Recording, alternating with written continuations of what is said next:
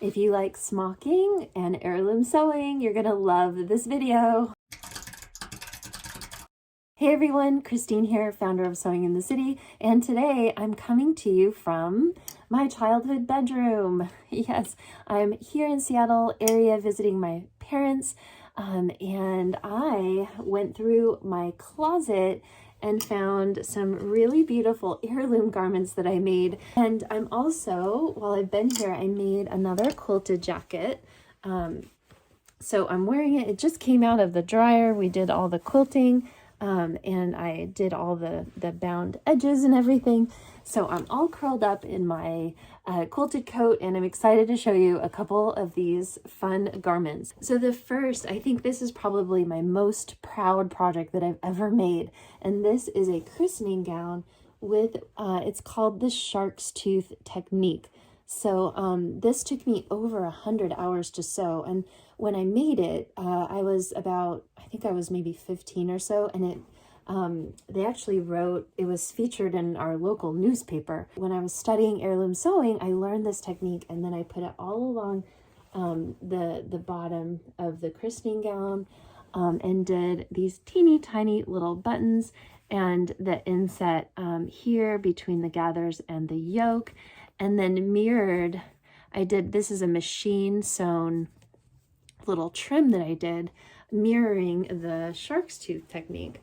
So this is a really fun christening gown, never been used. I don't really know what my obsession with christening gowns was because we're not exactly religious, but it's a beautiful piece nonetheless. And then this is another, just a very classic style, but I used to just love the smocking and this little rosebud. So that one. Then this one is really fun. I'll show you. I did that same technique, I think. And this is a little boy's button-on romper.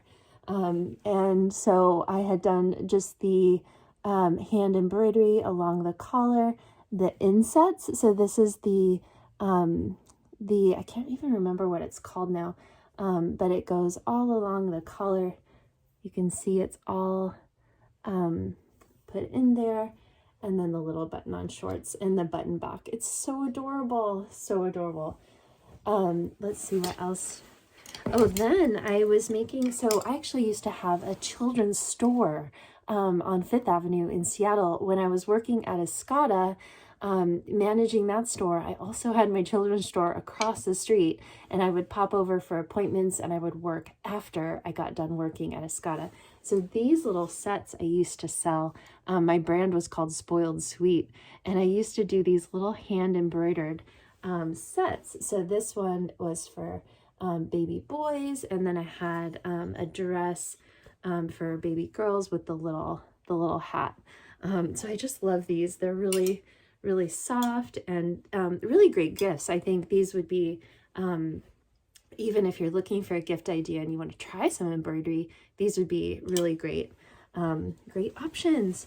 Then, oh, I did this little boy's romper, and it actually, I think it went with this little dress. So they were a pair, and these were all from my store. So these were ones that were samples.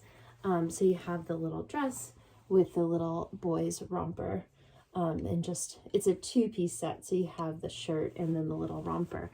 And these, I had done the pearls on the smocking, which I just love. I think it gives it a little bit more dimension.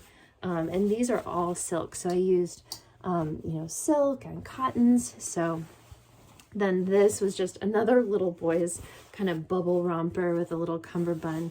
No real details aside from, all the piping and whatnot on that.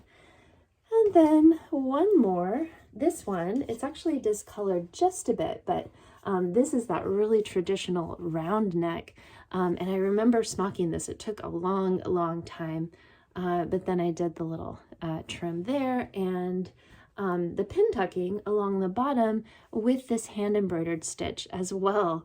I love the bottom of this. I think it's really cute. And yeah, just a sweet dress. I know that the smocking allows these dresses to fit a little bit longer because they can kind of size up you know, as the child grows just a little bit better than something more fitted. So I think these styles are really, really fun. So yeah, that's, I have a ton more. I even have some vintage stuff, vintage christening gowns and stuff, but that is it for today. Just wanted to show you some of these fun pieces. I remember making all of them and remembering how fun it was to study heirloom sewing. I actually got to go to Alabama and study with Martha Pullen back in the day. I think I was like 16. And so I learned a lot of the techniques doing that. So yeah, thanks for watching. If you have any questions about the garments, please just drop a comment. Love to hear from you. And I'll see you next time. Okay, bye.